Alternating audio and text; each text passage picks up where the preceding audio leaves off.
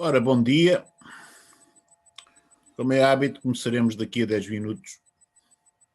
Eu escrevi algumas coisas para rever aonde estávamos no final da aula passada, para depois continuarmos. Só começamos mesmo às 11h40.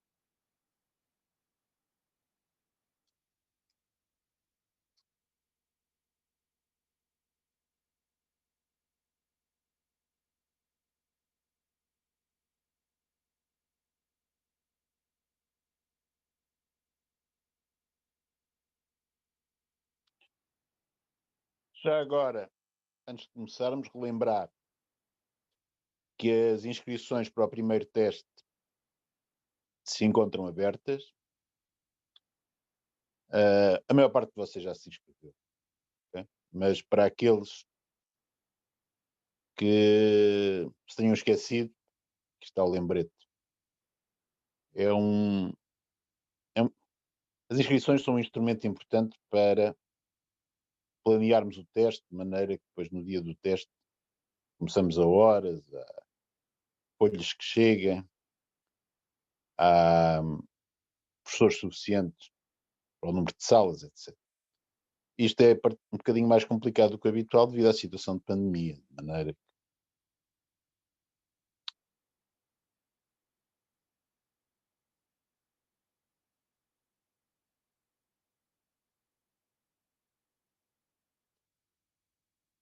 as inscrições no sistema Fênix estão abertas até às 9 da manhã do dia 12, portanto 2 dias antes.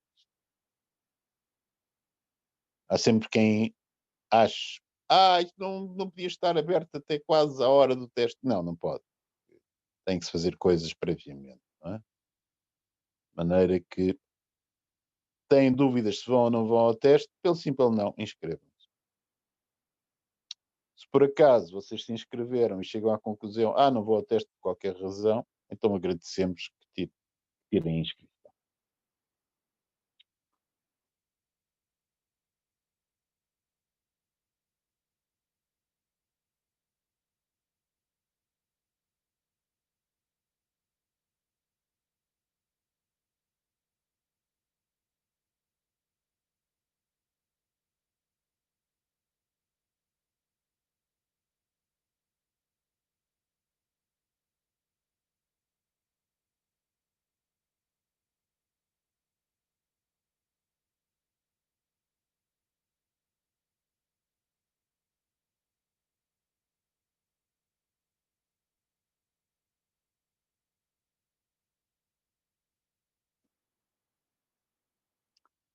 Pois bem, está na hora de começarmos. O que andámos a fazer na aula passada era falar do teorema de Bolzano-Weierstrass.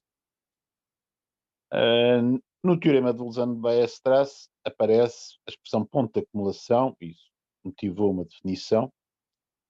Diz que nós temos um ponto de acumulação de um conjunto, se o conjunto de R, se qualquer que for a vizinhança desse ponto, lá existir um ponto do conjunto distinto do ponto X de que estamos a falar, ok? Distinto do ponto de acumulação. Uma coisa que mencionei na aula passada é que isto é equivalente em pegar aqui na parte da definição onde diz pelo menos um ponto de A e pôr infinitos pontos de A.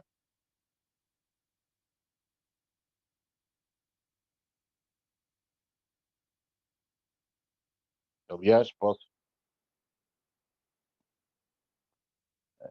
sublinhar tudo até ao fim, não é? Pelo menos um ponto de A distinto de X pode ser substituído por infinito pontos de A. Portanto, podia adotar como definição de ponto de acumulação uma coisa ou outra, e é um teoremazinho que as duas coisas são equivalentes. Portanto, se eu disser que a definição é uma, a outra afirmação é um teorema. Nos sentidos é trivial, no outro sentido temos que pensar um bocadinho para perceber isso, mas isto funciona graças àquela magia de termos ali para qualquer epsilon. De maneira que o qualquer epsilon permite-nos, arranjo numa vizinhança um ponto, depois arranjo uma vizinhança mais pequena que inclui o primeiro ponto. Nessa também há outro ponto. Considero uma vizinhança mais pequena que não inclui os dois primeiros pontos. Nessa arranjo outro ponto. E assim sucessivamente acaba por arranjar um número infinito de pontos. Ok? Portanto, a ideia é essa, para passar de uma ideia a outra. Pois bem, com esta definição, obtemos, portanto, tudo aquilo que precisamos para enunciar o teorema de Bolzano-Weierstrass, que diz uma coisa muito simples, que um conjunto infinito, ilimitado, o infinito limitado IR, okay, possui pelo menos um ponto de acumulação. Okay? Coisa que vos pode parecer, para que é que eu vou precisar disto? Bom, vamos precisar disso, digamos, para extrair alguma ordem do meio do caos. Okay? Uma frase bonita para dizer. Nós vamos, ainda hoje, espero, utilizar o teorema de Bolzano-Weierstrass para mostrar-vos que posso obter resultados notáveis sobre continuidade de funções à custa desta possibilidade de um conjunto limitado e infinito conseguir arranjar um ponto de acumulação. De facto, vou fazer isso não com esta versão do teorema de Bolzano-Weierstrass, mas com uma versão equivalente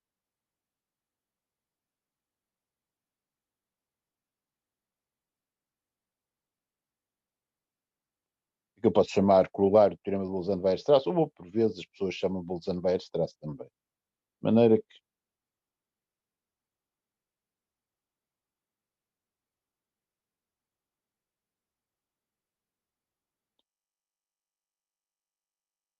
só que o teorema de Bolzano-Weierstrass para sucessões. Okay?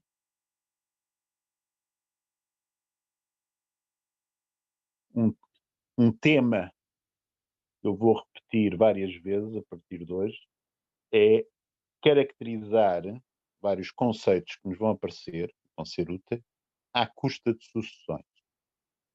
O primeiro em que vou fazer isso é caracterizar os conjuntos limitados. Okay? Mas primeiro vamos ao teorema de Bolzano-Weierstrass, versão para sucessões. Seja N a sucessão limitada,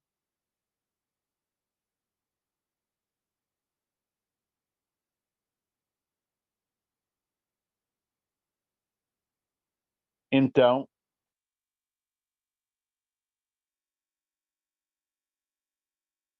Xn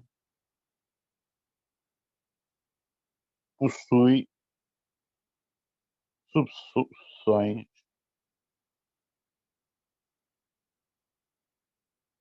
convergentes. Pelo menos uma. Então, simplesmente dizer que possui subsucessões convergentes. É dar ao mesmo.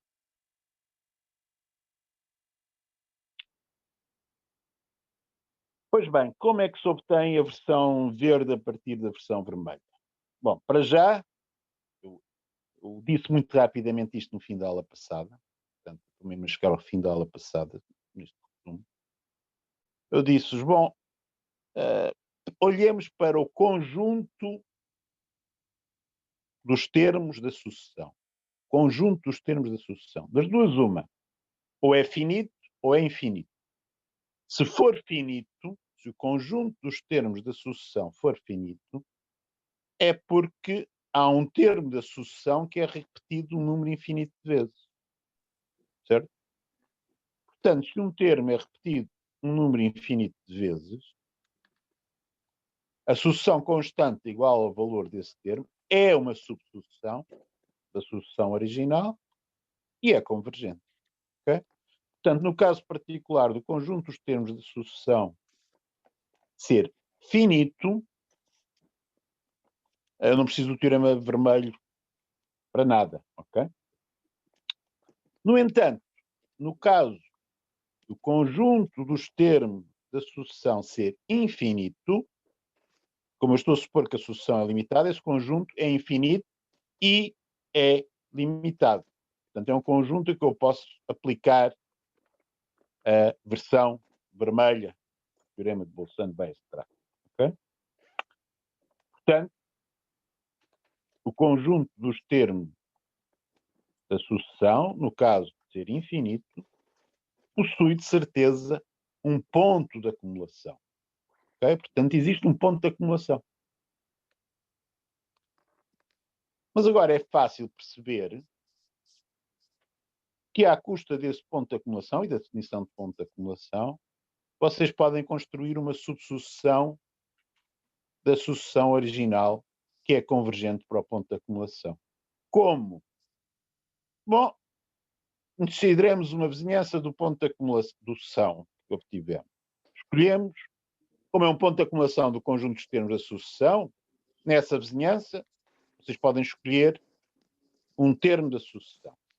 Ok? Portanto, marquemos. É o primeiro. Vamos fazer aqui um boneco para nos guiarmos ao fazer isso. Portanto, eu arranjei um certo X, ponto de acumulação, algures. Começo por arranjar uma vizinhança.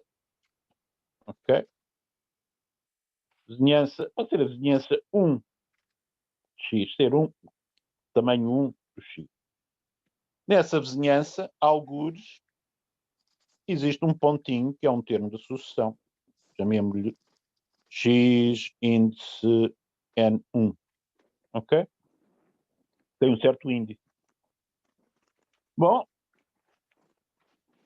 agora posso considerar uma outra vizinhança de X, enfim, em que não esteja o X é nenhum, okay? Porque eu quero obter um outro ponto, portanto, algo, sei lá, assim, uma vizinhança, enfim, de um tamanho mais pequeno do que 1 e que não apanha que o tamanho seja menor que a distância entre xn1 e x. Okay? Eu sugeri isso aqui a verde.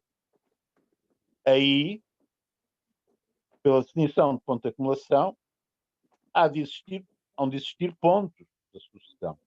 Mas eu podia dizer, bom, posso ter azar e agora ao escolher um ponto xn2, vocês podiam dizer, nada me garante que o índice n2 seja maior que o índice n1 ao fazer isto. Okay? No entanto, vocês rapidamente percebem que podem melhorar o argumento. Ou seja, podem escolher a vizinhança verde de maneira que nela, como o número de índices inferior a N1 é finito, podem escolher a vizinhança verde de maneira a terem a certeza que não apanha o xn1 e não apanha todos os x índice qualquer coisa com qualquer coisa menor ou igual a N1. Portanto, tem que escolher esta vizinhança criteriosamente para fazer isso. Então, o ponto da sucessão que vocês apanham, que eu designei aqui por xn2 no meu diagrama, tem um índice maior que o n1. Bom, agora é uma questão de dar à manivela. Não é? Portanto, o que eu estou a fazer é definir por indução uma sucessão que, da maneira que eu estou a construir, com estes cuidados relativamente aos índices irem sempre a crescer, vai ser uma subsucessão da sucessão original. Okay? De maneira que, por este processo, e converge para X, para o ponto de acumulação. Porquê é que converge para X? Bom, porque, claro está, eu vou escolher estes tamanhos das vizinhanças, vou escolher sucessivamente, um outro requisito que eu vou precisar, é que os tamanhos tendam para 0. Ok? Portanto, se a primeira era a vizinhança 1 de X, para a segunda eu imponho, eu quero que o X com índice até N1 não estejam lá, mas que o seu tamanho seja menor do que, digamos, 1/2. No passo seguinte, menor que 1/3. E por aí fora. Okay? De maneira que eu preciso fazer vários requisitos para que esta coisa funcione, relativamente aos tamanhos das vizinhanças que eu escolho sucessivamente. Um dos requisitos tem a ver com querer construir uma subsucessão. E, por outro lado, o outro requisito tem a ver com garantir a convergência para o ponto de acumulação. Okay? Portanto, se eu lidar com esses dois problemas, de facto, aquilo que eu construo faz aquilo que eu quero e eu dificulto o teorema de Bolzano-Weierstrass para sucessões. Okay? Portanto, isso era algo. O raio da vizinhança de X representada em encarnado pode ser qualquer coisa que eu disse. O que eu tinha posto ali tinha dito que era um. Ok? Portanto, aquele perdigoto que estava ali era simplesmente um, mas depois parece que comecei sempre os perdigotos quando eu vou fazer. Bom, portanto, a ideia era que as vizinhanças tenham raios, ou tamanho, também é assim um bocadinho informal, costumamos chamar raio, iguais a 1, depois menor que 1/2, menor que 1/3, menor que 1/4, por aí fora. Mas, simultaneamente, também os raios têm que ser menores, todas as distâncias relativamente a todos os índices que eu obtive para trás e todos menores, todos os índices que sejam menores do que esse. Ok? Bom, portanto, estamos a acreditar no termo de Bolzano-Baires traço para soluções. O que é que eu posso fazer adicionalmente aquilo que já mencionei há bocado, que era caracterizar os limitados usando sucessões.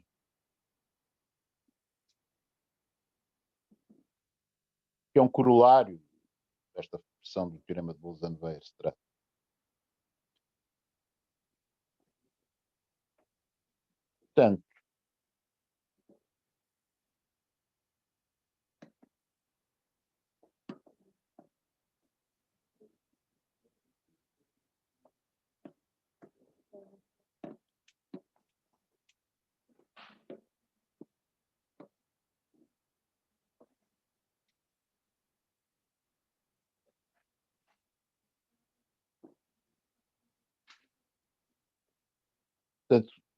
é uma caracterização porque é uma condição necessária e suficiente.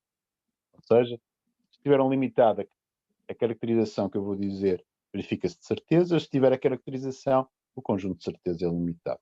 Num dos sentidos, estabeleço isso pelo teorema de Bolzano-Baires. Diga. Está ali caracterização dos limitados por sucessões. Ok, obrigado. Ok? Bom,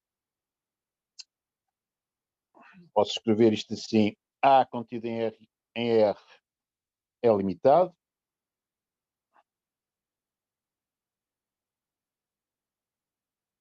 Se e só se qualquer sucessão de termos em A possuir subsucessões convergentes.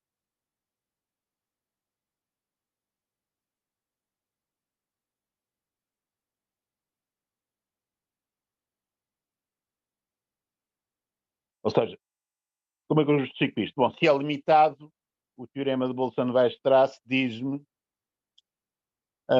que uma sucessão de termos em A possui pelo menos uma subsucessão convergente. Portanto, nesse sentido, passar de limitado para a caracterização era o que eu já tinha. Em sentido contrário, suponha-se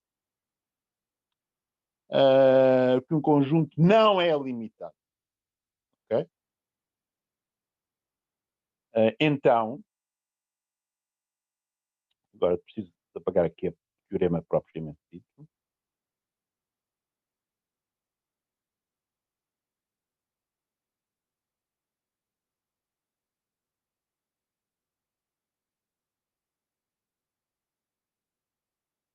Portanto, falta-me, para acreditar naquela caracterização, lidar com o caso de se o conjunto não for limitado, será que existe uma sucessão de termos em A que não possui subsucessões convergentes? É isso que eu tenho que resolver.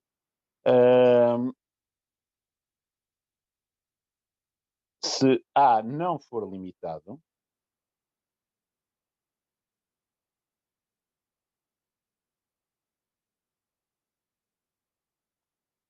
qualquer que seja K natural, existe X índice K pertencente a A, tal que o módulo XK é maior do que K, certo? Portanto, se o conjunto não é limitado, vocês dão-me um número natural qualquer, eu consigo um xk, cujo módulo é maior que k, pela definição de não limitado, ilimitado. Okay? Bom, mas esta sucessão,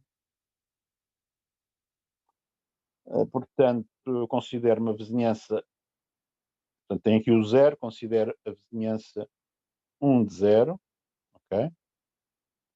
Portanto, consigo arranjar um x1 cá fora, certo? Depois, considero a vizinhança 2 de 0, ou seja, estou a pensar em módulo x2 maior que 2, certo? E consigo um x2 algures cá fora. Okay? Bom, é óbvio que esta sucessão que eu vou arranjar assim não possui subsucessões convergentes. Porquê? Bom, porque se possuísse uma subsucessão convergente, ok? Estão a ver todos os termos dessa sucessão. Uma sucessão convergente é limitada, de certeza, ok? E da maneira que eu construí a sucessão, à custa da definição de ilimitado, é impossível arranjar isso, ok? Porque estou sempre a obrigar a estar cada vez mais longe. Okay?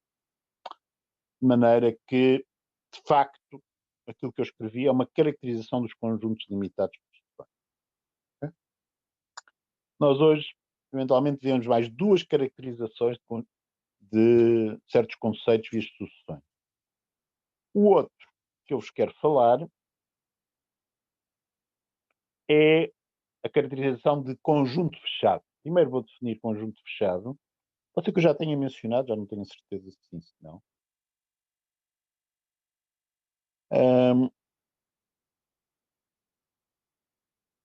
E também vou caracterizar conjunto fechado via sucessão.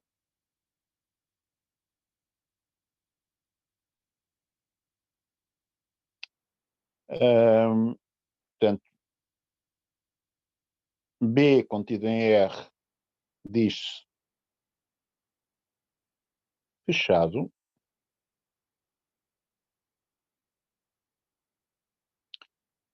se contiver todos os seus pontos aderentes.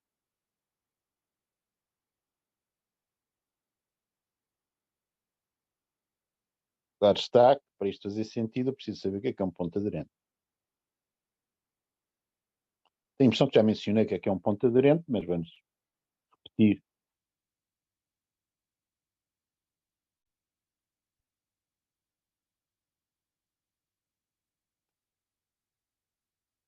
Ponto aderente é um conceito que soa parecido com ponto de acumulação, mas não é o mesmo. Okay? Porque tem uma diferença importante. X diz-se aderente a um conjunto A e escreve-se X pertence a A com uma barra por cima. Já fiz uma conversa sobre isto. Isto não é o complementar, é o fecho ou aderência de um conjunto. Se qualquer que seja epsilon positivo, a vizinhança epsilon x contém um ponto de A. Reparem que a diferença relativamente a ponto de acumulação é que aquela história diferente de si próprio não está cá. Okay? Vamos ver uns exemplos de pontos aderentes e conjuntos fechados. Okay? Para fixar ideias.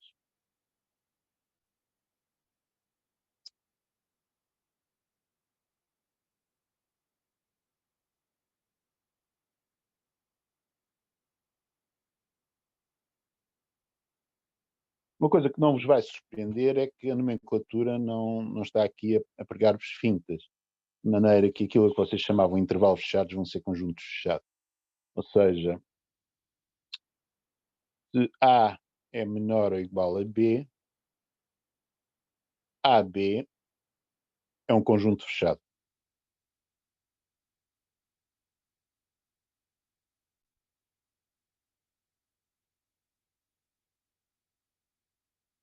Okay? É formado exclusivamente por pontos aderentes. Qualquer que seja o ponto de um conjunto fechado, de um intervalo fechado, quando se quiser uma vizinhança dele, pelo menos ele está lá dentro, ok? De maneira que é um ponto aderente. Okay? Há outros pontos aderentes ou conjuntos que não sejam do próprio intervalo? Não, porque vocês consideram um número menor do que A, consideram uma vizinhança desse número suficientemente pequena, um raio menor que a distância A, e aí não há pontos do conjunto. Okay? Portanto, neste caso particular, a aderência ou fecho do conjunto é ele próprio.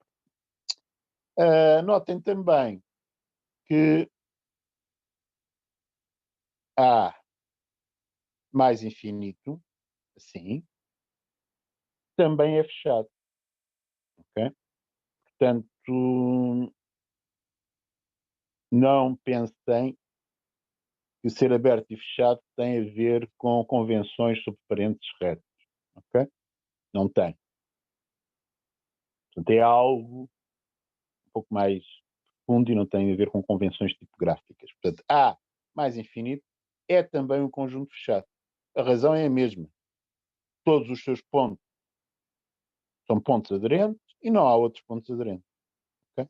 O argumento que não há mais pontos aderentes é o mesmo que eu dei há bocado. Não é?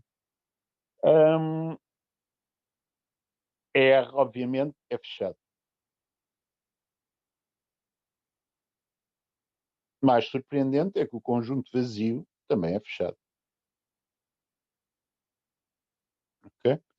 Porquê é que o vazio é fechado? Bom, porque não tem pontos aderentes, certo? Não há nenhum número real tal que uma sua vizinhança apanhe um ponto do conjunto. Portanto, a aderência do vazio é o próprio vazio, de maneira que são iguais, logo é fechado. Okay? Coisas que não são fechadas. Bom, este intervalo não é fechado.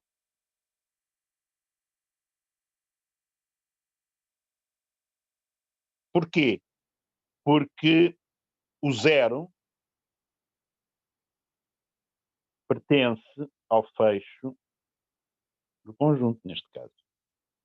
Qualquer vizinhança de zero interseta o conjunto, okay? De maneira que este intervalo não é fechado. Professor, isso é intervalo de 0 a 1 ou é um A? É um de 0 a 1. Ok. Okay? Obrigado. Mas podia ser de A1 com A menor do que 1, está bem? Era exatamente a mesma coisa. Bom,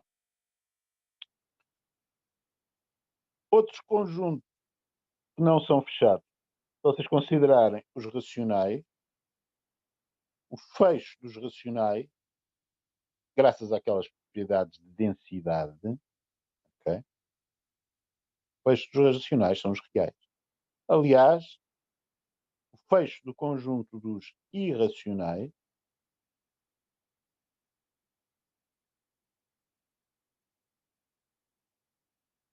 graças à outra propriedade de densidade, são também os reais. Okay? Bom, como exemplo, chega. Já agora, mais um exemplozinho.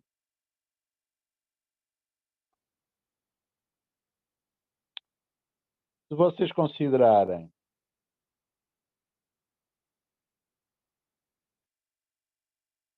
este conjunto formado pelo zero e depois unido com o intervalo 2, 3, por exemplo. Este conjunto, o seu fecho é igual a si próprio. Porque aquele 0, embora não seja um ponto de acumulação, é um ponto aderente. 0 é um ponto aderente deste conjunto.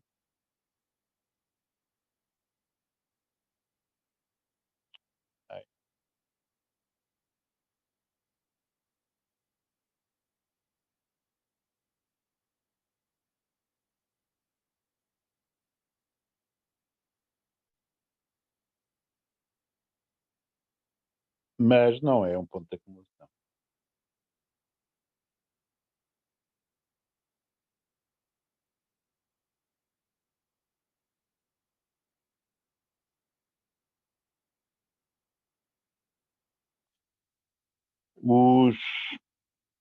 Os pontos nestas circunstâncias chamam-se pontos isolados. Okay? Portanto, um ponto num conjunto é isolado se houver uma vizinhança do ponto em que o único ponto do conjunto que lá está é ele próprio. Okay? Portanto, isso é equivalente a dizer que é aderente, mas não é de acumulação. Okay? Bom, Professor, como exemplos, isto chega. professor, Sim, diga. na parte final que estava aí, que agora apagou, quando falou dos racionais e do fecho do conjunto dos racionais, são não fechados? Os racionais não formam um conjunto fechado, porque Ok. o seu fecho é R e o R é diferente dos racionais. Certo?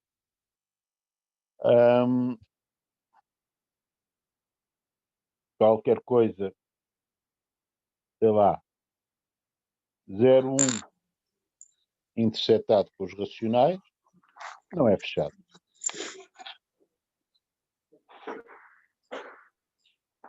Ok? Porquê? Considero uma vizinhança de 0. Nessa vizinhança de 0, existe certeza um irracional que é maior que 0. Ok?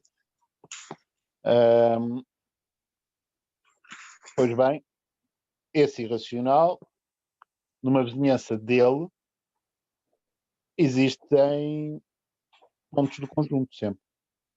Ok? De maneira que esse irracional é um ponto aderente, mas que não está no conjunto. Portanto, este conjunto não é fechado. Lá está que o fecho deste conjunto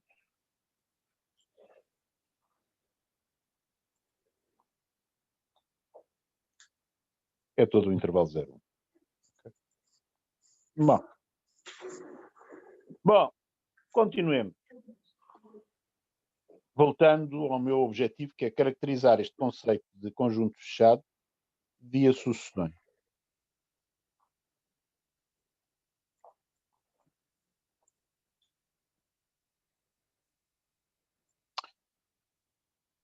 Pois bem, portanto, o teorema que eu quero falar também hoje é este. P, o subconjunto de R é fechado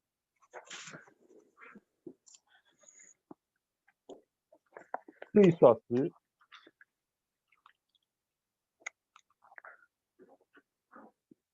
qualquer que seja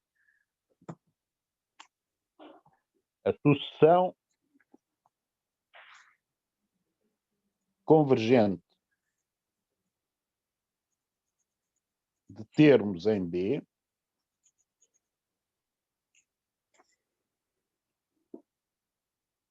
o seu limite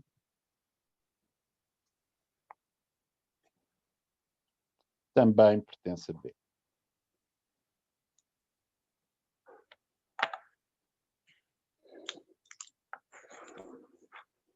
Ok?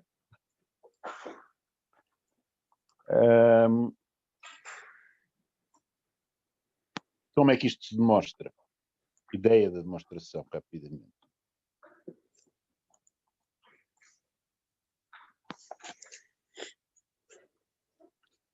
Não é particularmente difícil. Ponha-se B fechado.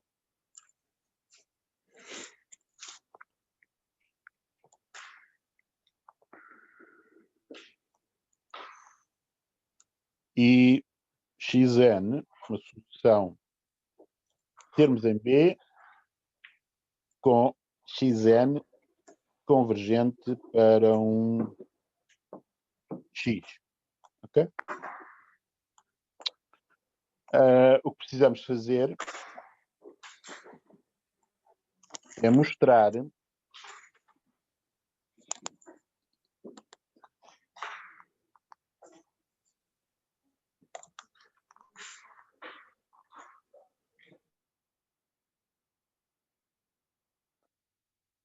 o que eu preciso fazer é mostrar que o x também pertence a B. Ok? Ora bem, o x verifica, graças à definição de limite,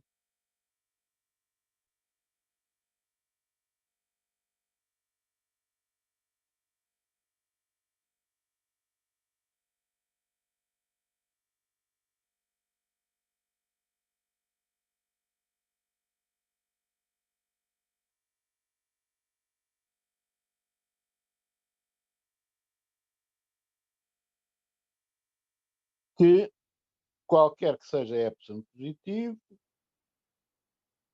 existe um P natural, qualquer que seja n maior que P, xn pertence à vizinhança epsilon de x. Okay? Bom, mas isto é aquilo que vocês precisam para mostrar que x é um ponto aderente a B. Certo? Portanto, para mostrar que x é um ponto aderente a B, vocês precisam mostrar que, dada uma vizinhança, portanto, dado aquele epsilon, existem pontos de B lá dentro. Vocês ainda sabem mais, como têm convergência de toda a sucessão para x, sabem que a partir de certa ordem estão todos lá dentro. Okay? Portanto, ainda é melhor do que aquilo que vocês precisavam para demonstrar o teorema neste sentido. Deixo ao vosso cuidado pensarem porque é que a condição é necessária e suficiente. Okay? Portanto, temos duas caracterizações, uma de limitado e outra de fechado. A terceira que eu quero falar a seguir é a de função contínua. Portanto, hoje vamos entrar a falar de funções contínuas. Setor, Sim. o que é que estava dentro da vizinhança? Vizinhança epsilon de x. Obrigado. Ora bem, definição de função contínua. Manifestamente não vai dar para tudo o que eu quero fazer, mas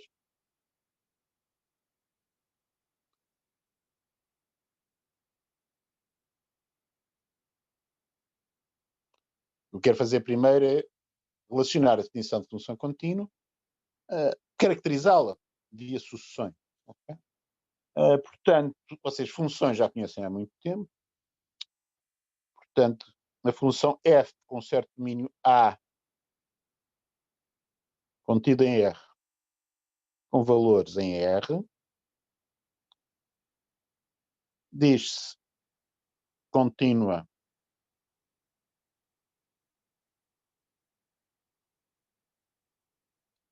em x índice 0 pertencente a A, se, e agora temos algo que tem o mesmo sabor que a definição de limite de sucessão, certo? Que é isto, se qualquer que seja o epsilon positivo que vocês me dê, existir um delta positivo, tal que se x pertence ao domínio e está a uma distância x0 menor que delta, então posso garantir que a distância de f de x menos f de x0 é menor do que epsilon. Ou se quiserem, eu posso escrever isto de uma maneira com vizinhanças. Posso escrever a mesma coisa com vizinhanças assim. Se x pertence à vizinhança delta x0 interceptado com A, então f de x pertence à vizinhança epsilon de f de x0. Ok? Se vocês pensarem num processo de fabrico de qualquer coisa em que vocês têm um controle daquilo que estão a produzir, digamos, vocês querem um erro pequeno daquilo que estão a produzir, poder controlar o processo é saber que se eu cometer um pequeno erro no controle, tenho a certeza que o erro do que eu produzo também é pequeno. Okay? Portanto, em termos intuitivos, é isto que se está a passar. Okay?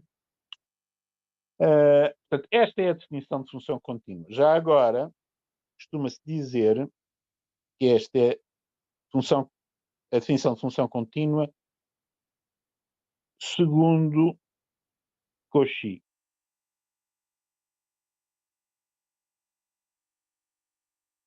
Ok? Cauchy é um matemático francês do século XIX. Ok? Escreve-se Cauchy, mas lê-se Cauchy. Ok?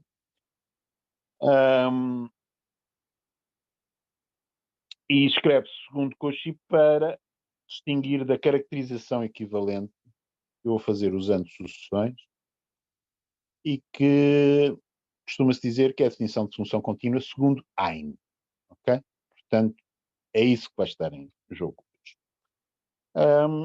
Já agora, é fácil perceber com esta definição de função contínua que as funções constantes são de certeza contínuas e que a função identidade f de x igual a x é também uma função contínua. Ok? A caracterização segundo Hein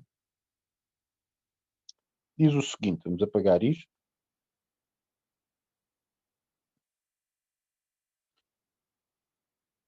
Portanto, teorema.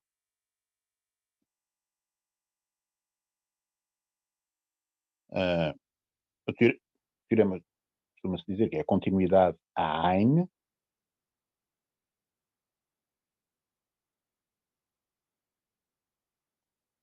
Diz o seguinte, f definida em A, subconjunto de R, isto tudo vou repetir, não é? É contínua em x0, um ponto de A, se e só se qualquer que seja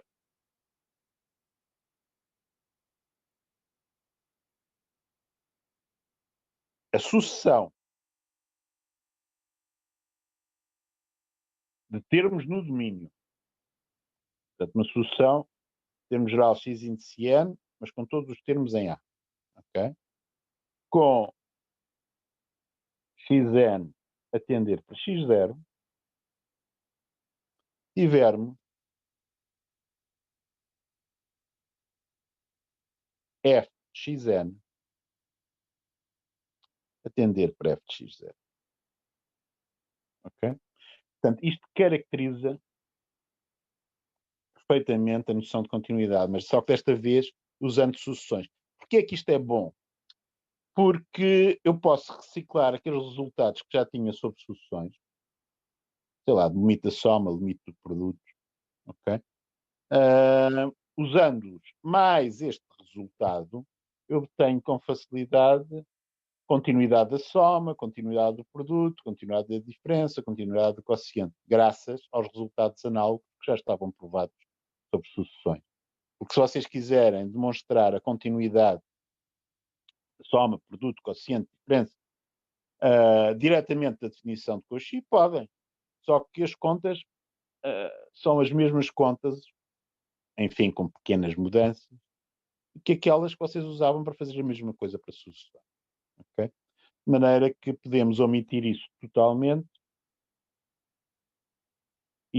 acreditando temporariamente nesta caracterização,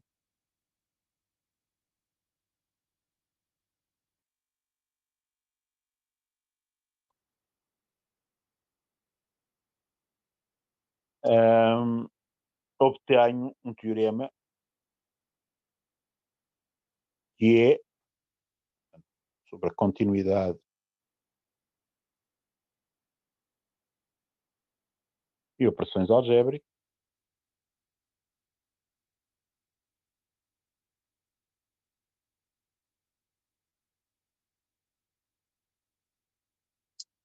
que diz se F e G forem definidas em A, valores em R, e contínuas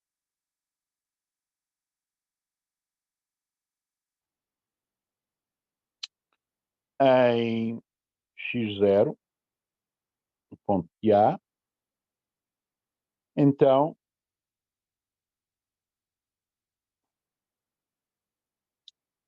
F mais G, F vezes G, F menos G,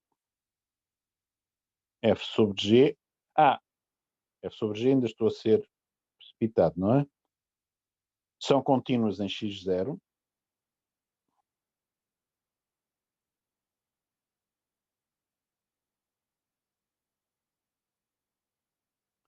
E se G de x0 for diferente de 0,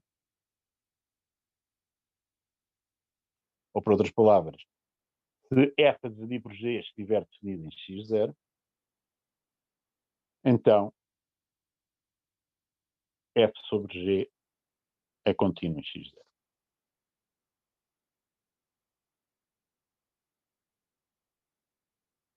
Como é que isto se demonstra? A acreditarmos na continuidade da A. Muito simples. Pensemos no produto, mas os outros são análogos.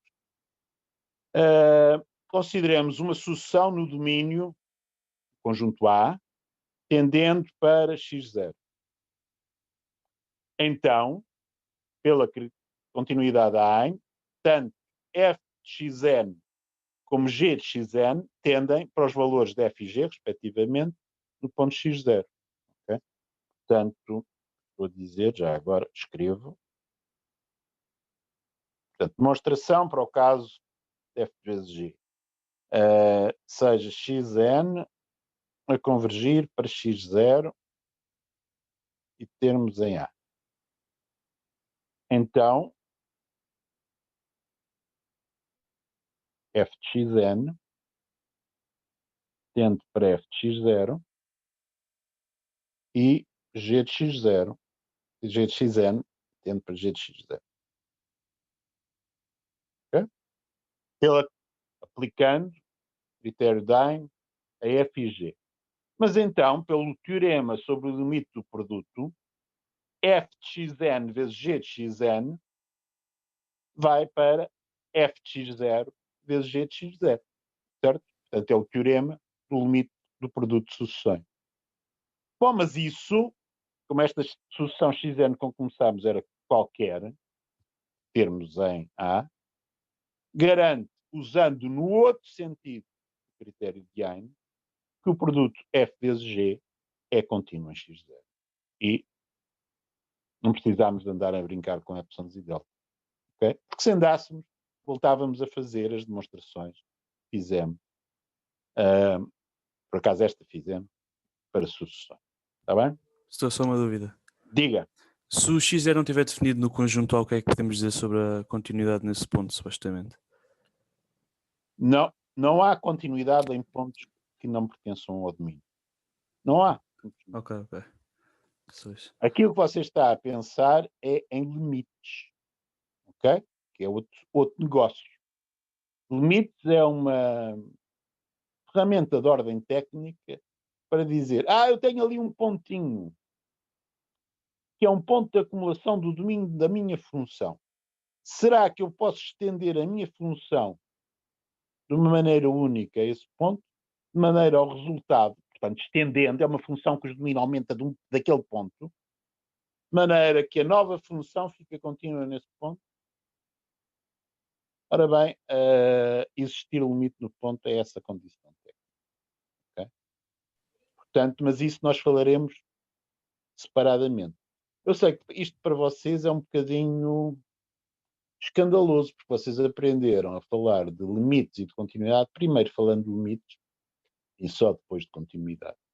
Lá está, que isso acarreta a confusão que leva a uma dúvida como a sua. Okay?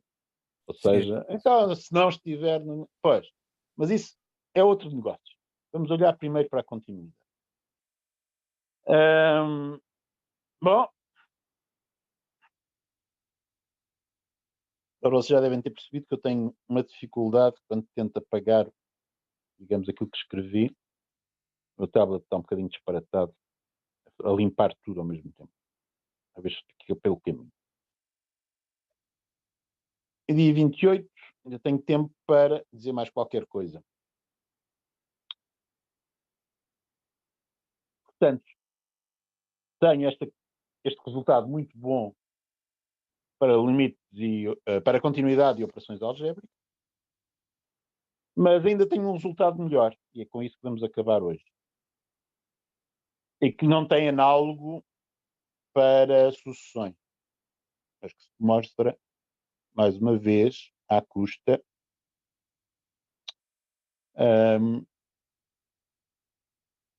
de limites de sucessões e do critério de Dine. Esse é o teorema, que é extraordinariamente importante, que é a continuidade da função composta.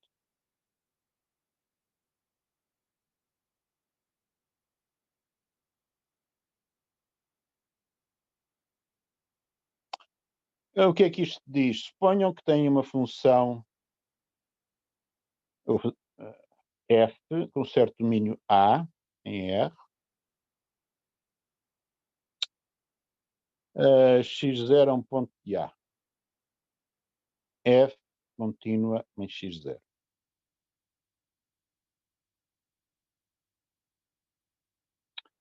Tem uma outra função g com certo domínio B,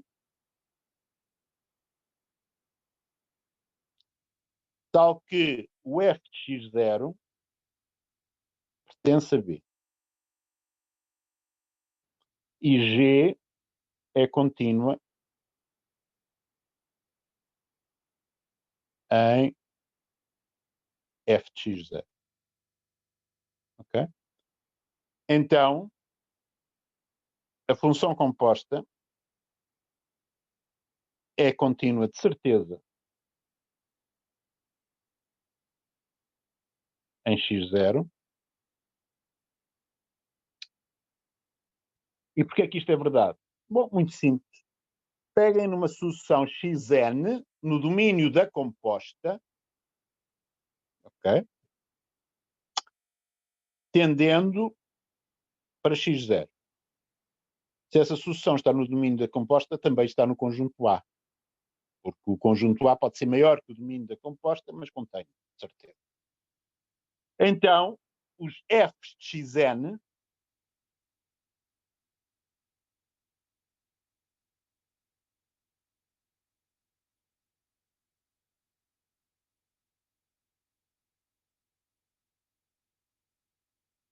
pelo critério de Dine tendem para f de x0. Mas, aplicando o critério de Dine outra vez, desta vez com o G, os G de f de xn têm que ir para G de f de x0.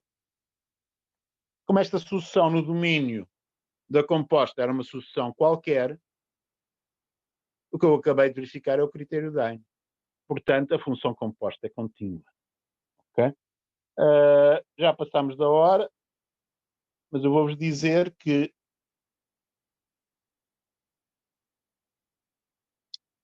isto permite-me coisas espetaculares, não é?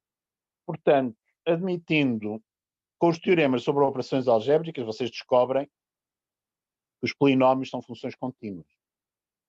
Sei lá, se tiverem f de x é igual a x² mais 3x mais 1. Isto é uma função contínua, graças aos teoremas sobre continuidade e funções e operações algébricas. Mas vocês sabem também que nós não justificamos, mas vamos acreditar temporariamente que a exponencial é uma função contínua. Bom, G composta com F está definida por todo o lado por exponencial de x² mais 3x mais 1. Portanto, se eu acreditar na continuidade da exponencial, utilidade dos polinómios é fácil de acreditar, já tenho algo para isso. O teorema da continuidade da composta garante uma função como esta. E para esta forma também é uma função contínua. E vamos ficar por aqui hoje. Estabelecer a equivalência do critério Dine com a definição de continuidade será uma coisa para a próxima aula. Ok? Para segunda-feira. Um bom fim de semana para todos. Okay? Uma pergunta. Diga. O E está elevado àquilo tudo? Sim. Portanto, Okay. se você fizer a composição das duas funções, o que é que faz primeiro? Pega no x, calcula x² mais 3x mais 1. Compõe Certo. com g. Quer dizer que a isso vai aplicar exponencial. Ok, certo. Portanto, certo. a composta é exponencial de x² mais 3x mais 1. E agora, graças ao teorema da continuidade da composta, podemos justificar isso com facilidade. Claro está, precisamos de justificar a continuidade da exponencial, coisa que vamos acreditar temporariamente. Ok? Pronto. É tudo. Mais alguém? Professor, Se não Diga. se importar, pode repetir qual é a diferença entre um ponto aderente e o ponto Da acumulação. de acumulação, sim. Todos os pontos de acumulação são pontos aderentes. Nem todos os pontos aderentes são pontos de acumulação. Porquê? Porque na definição de ponto aderente você não exige que o ponto que nós arranjamos dentro de cada vizinhança seja diferente do próprio ponto. De maneira que existe aquela possibilidade de pontos isolados. Ok? Portanto, naquele exemplo que eu tinha feito, que era, sei lá, 0 unido com 1, 2. Não sei se era este, mas podia ser parecido. O 0 é um ponto aderente ao conjunto. Todos os pontos do conjunto são aderentes ao conjunto. Porquê? Certo. Porque está lá ele próprio, não é? Mas o 0 não é um ponto de acumulação. Considera a vizinhança 1 meio de 0.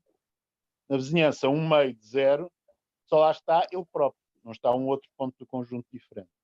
Portanto, neste conjunto, o 0 é ponto aderente, mas não é ponto de acumulação. Ok, já compreendi. Então, Já mas compreendeu? Portanto, um ponto pode não pertencer ao conjunto, mas ser um ponto aderente, certo? exatamente. Por Ok? exemplo, Portanto, se você tiver o intervalo 0, 1, o 0 é um ponto aderente, embora não esteja no conjunto. porque eu estava a pensar 1 sobre n e depois continuar O conjunto de n de todos 0 a mais infinito, por exemplo. Conjunto de todos os 1 sobre n. Sim. O conjunto de todos os 1 sobre n são pontos aderentes a este conjunto. Todos os 1 sobre n, mas também o 0. Certo, Okay? era isso que eu estava a E o pensar. 0 era um ponto de acumulação. Ok? Os outros todos não são pontos de acumulação.